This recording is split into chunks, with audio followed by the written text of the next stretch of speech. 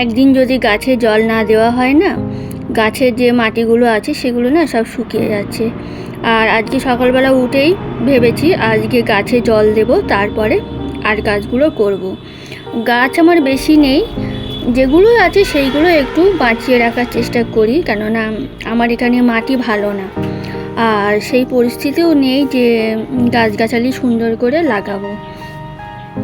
ওই তো আকন্দ গাছ আছে, আর এখানে কলকে ফুল আছে, আর ওখানে শিউলি ফুল গাছ তো আছেই, আর এদিকে অ্যালোভেরা গাছ আছে, তারপরে গ্রিন টি যেটা চা খাওয়া হয় সেই গাছটা আছে। ওই কটাই আছে, তাকেই একটু জল টল দেওয়া হয়, যত্ন করা হয়, চেষ্টা করি, কতটা কি পারি জানি না, সেটাই করছি। আর এদিকে না টপে বেল গাছ লাগানো আছে, ওই একই অবস্থা, একদিন জল না দিলেই ওই মাটিগুলো শুকিয়ে যায়। আর এই দিকে দেখো ফুলগুলো কি সুন্দর ফুটেছে, আর কত দেখেছো সব কুড়ি হয়েছে, কালকেই ফুটে যাবে। ভাবছিলাম তুলবো না, কিন্তু তুলেই নিলাম।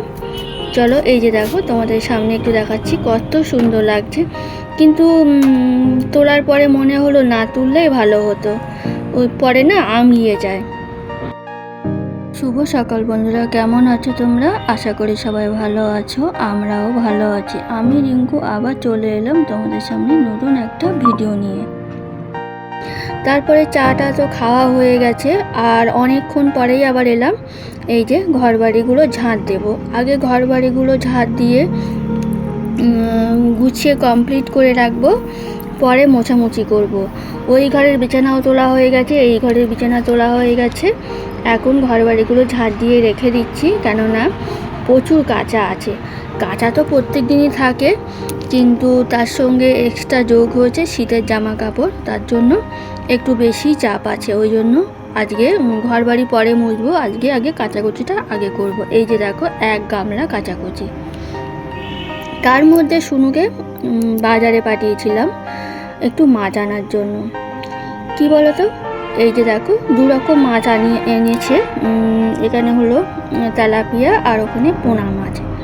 অবশ্য এই মাছ আজকে রান্না করব না, যদি আমরা একটু ভাবনা চিন্তা করে কাজগুলো করি না, আমাদের সহজ হয়।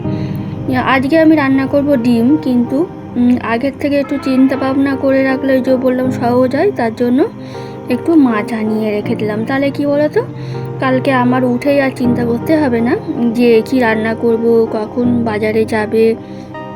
ওই জন্য একটু ভাবনা চিন্তা করে কাজগুলো করলে কাজগুলো সহজ হয়ে যায়। তার জন্য এই 2 রকম মাছ আনিয়ে রাখলাম। চলো ওটাকে ধুয়ে গুছিয়ে যে যার জায়গায় সব রেখে দিলাম।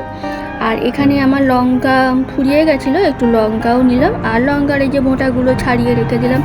এই টুকটাক কাজগুলো না একটু করে রাখলে না অনেক সহজ হয়, আমি দেখেছি রান্না বান্না করার জন্য।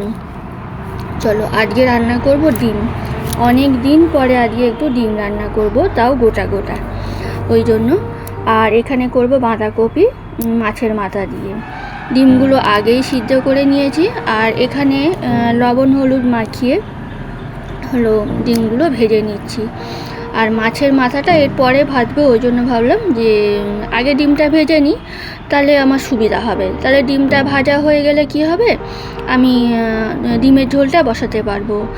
আর এই দিকে আমি দেখো আলুটাও সিদ্ধ বসিয়ে দিয়েছি, যেহেতু আমরা এখনও পুরনো আলু খাই, আর আলুগুলো হালকা একটু মিষ্টি হয়ে গেছে, ওই জন্য জাস্ট হালকা একটু ভাপ দিয়ে নেব। আর এইদিকে বাঁধাকপিটাও আমি ভাপ দিয়ে নিয়েছি, যেহেতু লাস্ট টাইম প্রথম, ওই জন্য বাঁধাকপিটা একটু ভাপ দিয়ে ফেলে দিচ্ছি। আর এইদিকে মাছ ভাজাটা চলছে, আর এইদিকে দেখো রেগুলার যে মশলা আদা জিরে কাঁচা লঙ্কা টমেটো একটু অল্প পেঁয়াজ রসুন দিয়ে ডিমটা করছি। মশলাটা কষিয়ে নিয়ে সিদ্ধ আলুটা দিয়ে দিলাম, দিয়ে ওটাকে ভালো করে কষাবো। ওটা কষানো চলছে, আর ওদিকে মাছটাকে একটু নেড়ে চেড়ে দিলাম। ডিমের আলুটা ভালো করে কষিয়ে জলও দিয়ে দিয়েছি। আর আজকে খুব সুন্দর করে ডিমের ঝোলটা বানিয়েছি, মানে অনেক দিন পরে ডিমের ঝোলটা হচ্ছে তো, আর বেশ ভালোও লেগেছে। এইদিকে মাছের মাথা দিয়ে বাঁধাকপি করব, তার জন্য মশলা রেডি, আদা জিরে কাঁচা লঙ্কা দিয়েই করছি।